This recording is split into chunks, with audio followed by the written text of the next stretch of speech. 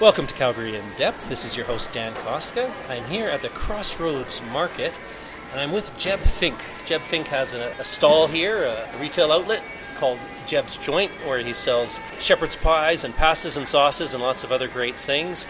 And what gave me the idea to speak with Jebb is actually I was at his show on Wednesday night at the Laugh Shop because he's also a stand-up comedian, has been doing that for many years, and I thought he would be a really fun and interesting guy to talk to, and he's very graciously agreed to chat with me. So thank you, Jebb, for speaking with me today. You know, it seems like it's going to be fun, and then you end up getting whatever you get, buddy. It's always funny when I've had people go, well, for a comedian, you're not very funny all the time. Well, no, plumbers don't spend all day fixing pipes if they're not being paid to, it is a job. It is a job, and so to some extent you feel pressure to be on all the time? No, don't care. Okay, good. So if this is a really boring interview, you've been warned in advance. Yeah, you can call. I'm easy to find on the internet. Not easy to join, but I'm easy to find. Can you tell me how long have you had this set up here in the Crossroads Market? I want to say, I think it's 9 years. Not 1,000% sure.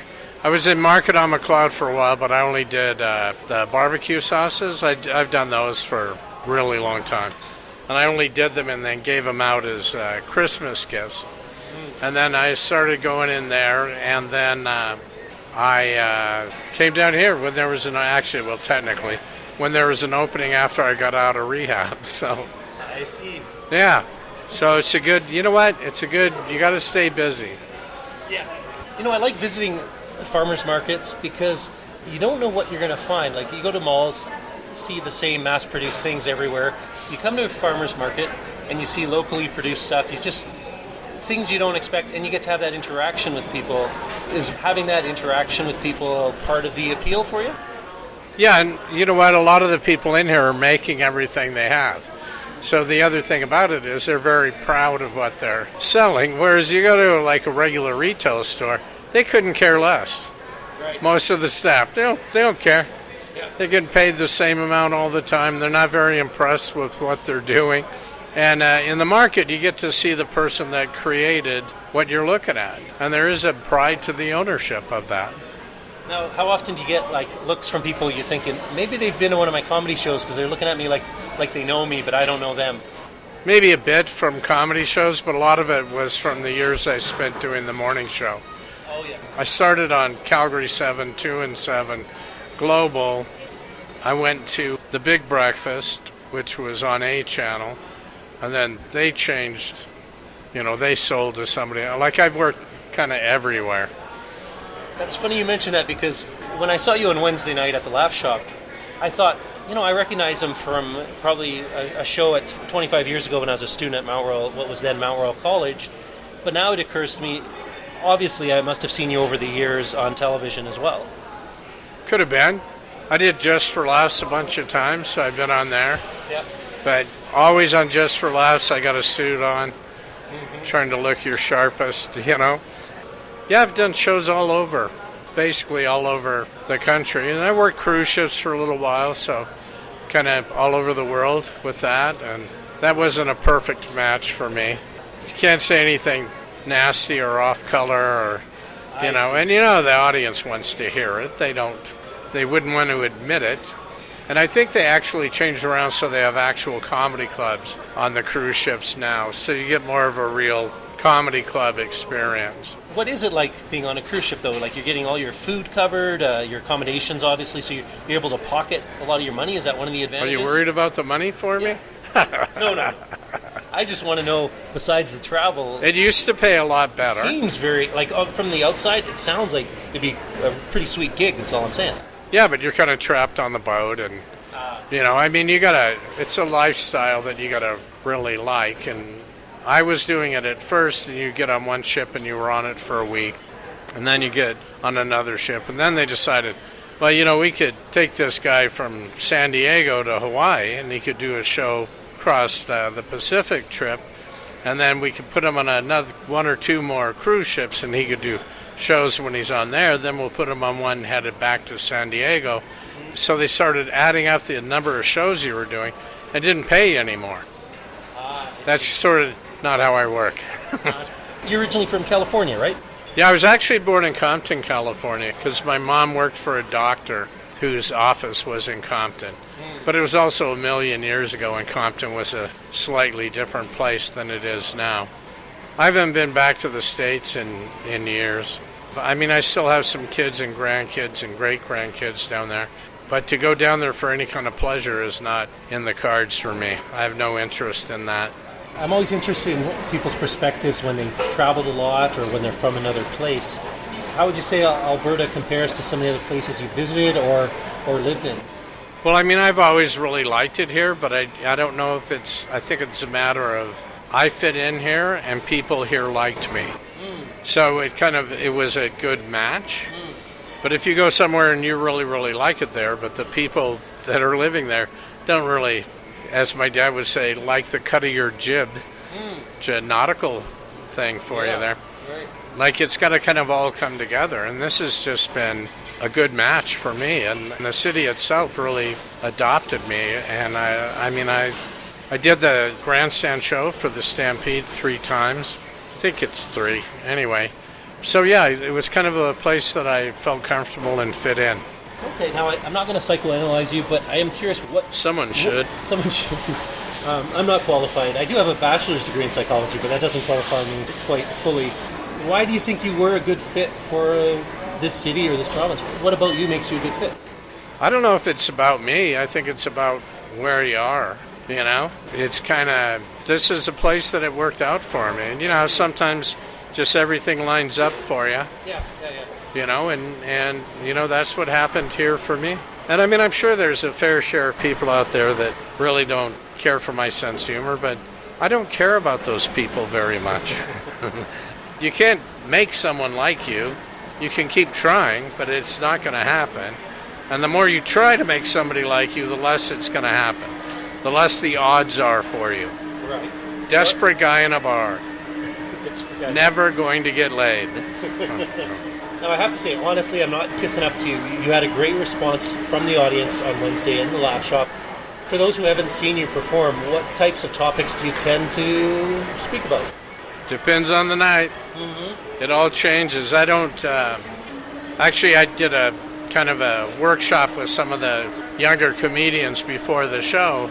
And, like, I change my act all the time. But I've been doing this over 40 years. I have a lot of material to draw from. And then there's always something new that happened, you know. I mean, one of my favorites, I was on my way to do a show for a bunch of lawyers, I think it was in Banff. And I got behind a car on Glenmore, and he had a personalized plate that said, Rich Lawyer Number 8. And so I said to the audience, I don't know if that guy was coming out here, but Rich Lawyer Number 8, which means there's 7 other assholes before him that got the plate. And nobody looks at it that way, and that's the difference between how a comedian looks at something and somebody wouldn't put that all together. It wasn't his first choice. You know, he just wanted Rich Lawyer. Well, it's wonderful, like, when you have, like, the level of experience you have, like you say, you can adapt to the kind of response you're getting from the audience. You can adapt according to your mood that night, whatever crosses your mind. Like, you can kind of be in the moment, maybe in a way a beginner feels like they just have to go through what they've rehearsed the most. Is that fair to say?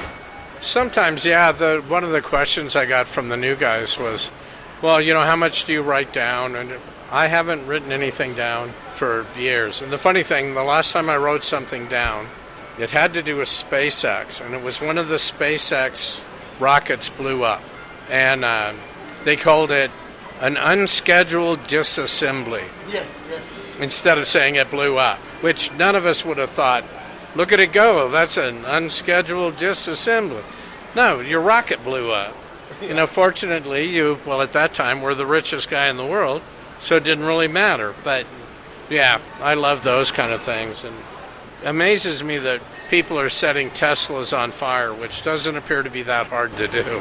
Right. You got to set them on fire before the pieces fall off, apparently.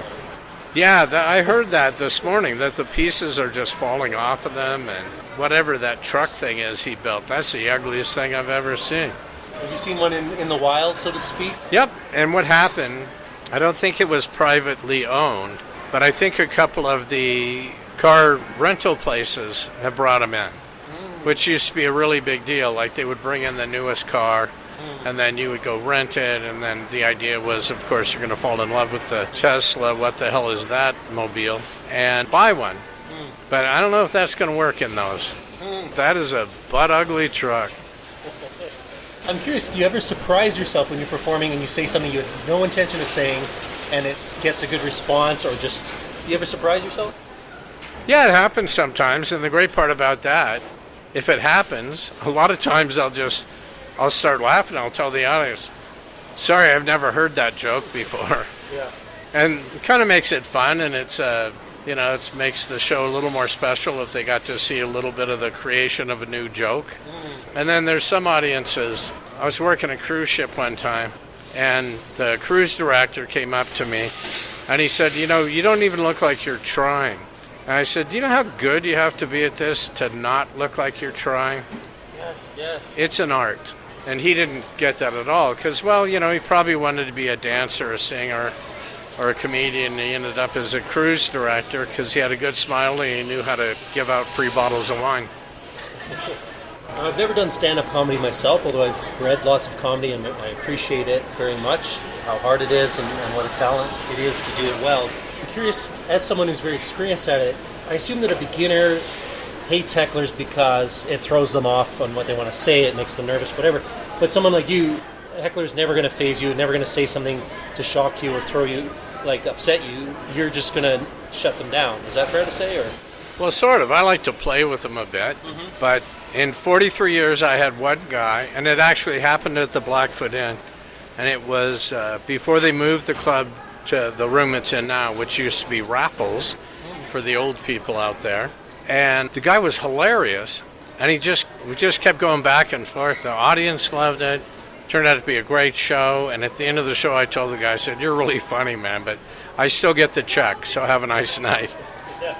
I just walked off, but I don't see anything. Obviously, there's going to be people that are funnier than you or better at interviewing than you or, better mechanic than you are.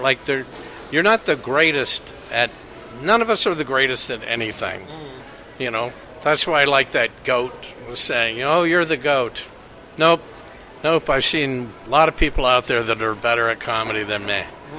So over the years, lots of them. What this reminds me of is some comedians are well known for being good at handling hecklers, and Jimmy Carr is someone who is known for that. And yet there are stories of an audience member who may or may not be planted, but apparently gets the upper hand on him. And you might be very familiar with this anecdote where supposedly Jimmy Carr was in a town he hadn't been to before, and he said, so what's this town known for? And someone in the audience shouted at him, hosting mediocre comedians. And apparently Jimmy had no response to that one. Now again, really, he may have planted that in order to get the laugh. I've met him a few times. Yeah. He would not let anyone get the upper hand on him. He might have planted the guy, but he would have had something incredibly nasty to say to him after that. In the clip I saw, he apparently didn't have a response. So maybe he was letting himself be the butt of the joke in that sense. Well, I was doing a tour of colleges in the Midwest, the U.S., and there was this kid was like a beer keg with legs. He was big. And he kept hammering at me, and I just kept going after him, and, it was really funny and everything. And he comes up to me after the show, and he said, that was really good. And he said, you never got mad at me. And I go, that's part of the game. Not a big deal. And he says, 2 weeks ago, Larry the Cable Guy was here, and he got really mad at me. I said, what made him mad? And he said, I said to him, you used to be somebody, and now you're at a small, shitty Midwest college. And Larry goes, well, so are you. And the kid goes, yeah, but I'm 19. I thought, okay, that's brilliant. Yeah. Now, I could talk about comedy for hours because I love the subject, but I do want to talk more about the city.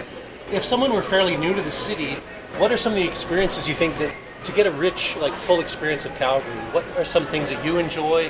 What would you recommend they do? Man, I don't know. I don't do a lot. I got old.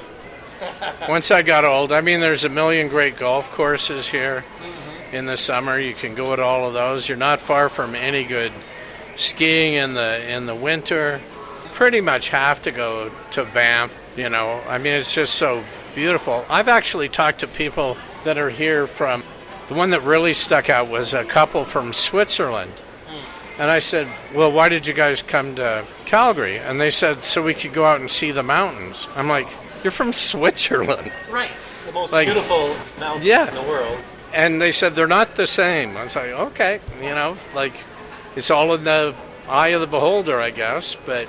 Yeah, I mean, you want to see something different than what you're used to, but it's hard to imagine getting used to Switzerland, because I'm lucky to have friends in Zurich that I try to visit every year or two, and you literally feel like you're walking in a postcard. Like, it's unbelievably beautiful.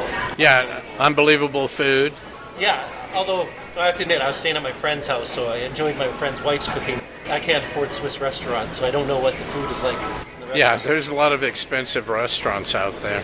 Something I'm curious about, so you've obviously toured around, you said you've been to most, like, all over Canada, some parts of the U.S., I assume, as well? Oh, yeah, I worked all of the U.S. before I moved up here. Right. So I'm really curious, when you've told people, I'm based out of Calgary, people who've never been here, what do they think of when they hear that you're from Calgary? The one that I got the most questions about was when they were trying to push Obamacare through in the U.S., and I'm working a cruise ship, and let's be honest, the people who are out hanging out on cruise ships, they're not broke. You know, they're not a cheap vacation. So these guys are all saying to me, well, you know, do you think this Obamacare is going to be okay? You know, what's it like in Canada? I said, you know, if you were getting Canadian healthcare system, you'd be fine, but I don't think that's what you're going to be getting. I think it's going to be a melding of trying to work around it.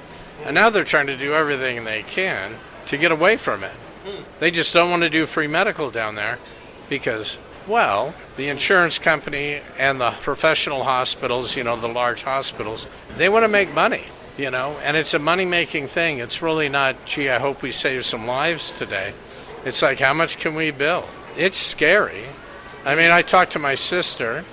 I got my cataracts done this year, and my sister in the States got hers done. And she said, well, what did you pay to have your cataracts done? I said, nothing. And she said, nothing? I said, nope, paid nothing. I can't remember. She had to pay, you know, a shared expense or something. It wasn't huge. But she said, I thought it was a crappy deal. And then I saw my actual bill, and it was $57,000. And she was like, so that was a pretty good deal. I was like, yeah. Okay, so I'll give you my favorite question ever during an interview, and it was on a noon show in Saskatoon, and it had to be, if I had to guess, she was either for sure Miss Saskatoon at some point in her life, and probably Miss Saskatchewan. Very lovely, big blonde hair. And she says, well, I saw your comedy show last night. I said, oh. She said, I only have one question. How many wives have you had? I said, oh. Do you mean how many times have I been married, or how many wives have I had? Yeah. She actually stopped the interview and went to commercial and walked off. She was laughing so hard, or because she was offended? She was offended. And it was like, they are pretty religious out here, so. Wow. I was shocked. I thought that was pretty tame. What it reminds me of, I once gave a speech at a Toastmasters club in Ottawa, and when I was being evaluated later, the evaluator, this older woman, said that I had used the Lord's name in vain, and I had no idea what she was talking about. And I realized later, at one point in the speech, when I was telling a funny anecdote, I had said, oh my God. And she thought that that was offensive. That's pretty picky. That seems a little picky. You hear it on primetime shows and children's shows. But they don't care. They don't want those shows on the air either. Right. Do you know what I mean? Right. Like, there's some people... And my mom would have been offended. She was really religious. She also told me one time that she thought Obama was a Muslim spy. And I said, where did you hear that? And she told me her minister told her that Obama was a Muslim spy. Right. And I just said, you know what, Mom? If he is, he's really good because he's the president. Right, yeah. So he's a really good spy. Oh, yeah, she just, for sure. When you visit other places, do you ever think, well, there's certain topics in this community I should maybe stay away from, or certain jokes I shouldn't make, or do you not worry about that? I usually don't worry, but I probably should pay more attention. Have you ever been booed because you said something you thought would be funny, but because of that community, they thought, no? Well, I didn't get booed, but they sure shut down and just stared at me. And it was in Mayerthorpe, and it was a true story about, I got pulled over, there was another comedian driving the car, and the cop says, I got to see the paperwork for the rental. I said, well, it's in the trunk. And he says, well, go get it. I said, do you want to come to the trunk with me? He goes, you don't know how to open the trunk? And I started laughing. He said, what's so funny? And I said, you know, where I grew up in Compton, California, right about now, you'd be dead. And they had a policeman shot there. Oh, yeah. Totally get it. I understand why you're upset. I should have known more about where I was, and I wouldn't have done it. You know, but obviously I wasn't making fun of the police officer that got shot. No.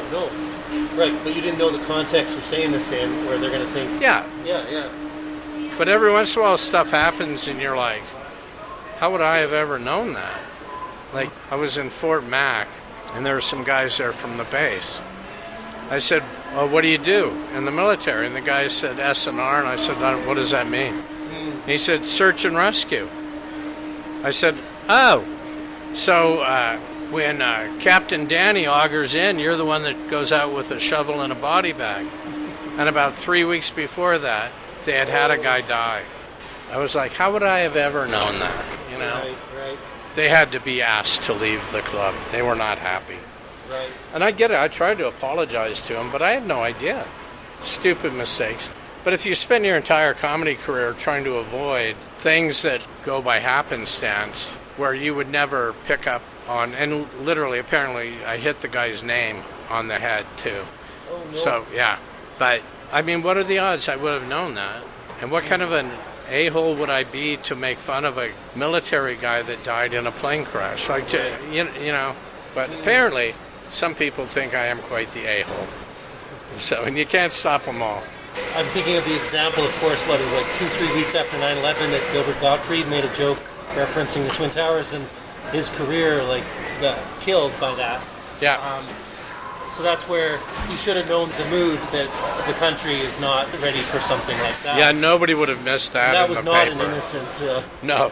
mistake. It's not like he wasn't aware of how it might come across. No, he's kind of that kind of guy, though. You know, like he goes by that, you know, you can say whatever you want if you're an artist on stage. You know, it's not always true. Now, something I've seen, maybe I'll end with this question. I've seen where a comedian wasn't getting much of a response from the audience, and then he started to get into like really crude material, and I was wondering, it almost seemed like it was coming from a place of anger where he's like, you know what, if you're not going to laugh at me, then I'm going to try to shock you into laughing, or I'm going to shake you out of your apathy or whatever and get a reaction, even if it's a negative one. Am I reading that right, that might be what some comedians do when they go to the really crude material, that they're trying to shock the audience into laughing?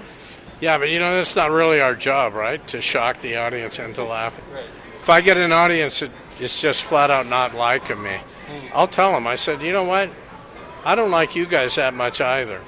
But here's the thing. I'm really good at this. And by the end of the show, you'll be thinking I'm funny as hell, and you'll feel bad about it. And I don't care because it's my job to get you to laugh no matter what. But, I mean, you don't want to... Attacking the audience never works. Right. I've done it in my youth a lot. But now you kind of get it, like there's no good to be had from doing that. Individuals, I can go after if they offend me. I can go after them pretty hard, but not a whole group. Right. Well, before we wrap up, any last things that someone who's either new to the city or just wants to get the best experience out of living here, any other advice you'd have for someone? You know what? Find some of the great restaurants. There's a lot of great food in this town. You know, go to Chinatown, and don't always make it the biggest, fanciest restaurant. Go to some of the smaller restaurants and places that you would not, don't overthink it. I like hole in the walls. I like little dive places better than anything myself. There is just killer food, and it comes from all over the world, from the people that have moved here to live here. And like, we have a food court here that's unbelievable because it's got, you know, every culture covered. Yeah. You know? Yeah. Crossroads has got tons of places to eat. Yeah. You know, a lot of them are family menus and family recipes. And in terms of those hole-in-the-wall places that you mention one or two that come to mind that you like to go to? No, because the next time I go, I won't be able to get in. Fair enough. I try. I always like to try to trick my guests at the end with a question that they might regret answering. Well, I can't believe you didn't get me on that one, because I'm pretty easy to trick, really. Well, Jebb, it's been a lot of fun speaking with you. Thank you for sharing some time. Well, thanks for thinking about me for this. Absolutely, and I hope people will come down to Jebb's Joint in the Crossroads Market and check out his food. I plan to pick up a shepherd's pie, take it home to my wife and kids, and maybe I'll mention in the show notes whether I liked it or not. Go ahead. Or maybe I'll be in the hospital with food poisoning? No? Probably not. Probably not. This sign came from one of my regulars. Many have eaten here, few have died. I like it. And I've had customers go, why would you leave that up? Because it's funny. No one's died. I think the Laugh Shop should have that. Many have performed here, few have died. That'd be motivating for the new comedians before they go on stage. Yeah, I don't know. I like the new guys that think they can do no wrong. And they go tone deaf. They can't even hear that they're not getting laughs. Oh, wow. That amazes me. I'm very particular and very hard on myself about the shows I do. I went to the club one night, did the show, got back home, and I'd written a bunch of new material. And my wife says, how was the show?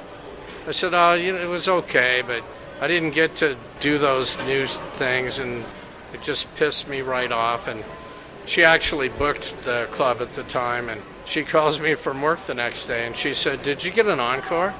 Yeah, but I forgot to do that new stuff. And she goes, why do you care about that? Because I wanted to do it. But it was more about I wanted to do the new jokes. And I just got lost in my head and did all of my older stuff. So, right. But the audience had a great time? Yeah, that wasn't the point. I didn't get to do compulsive obsessive.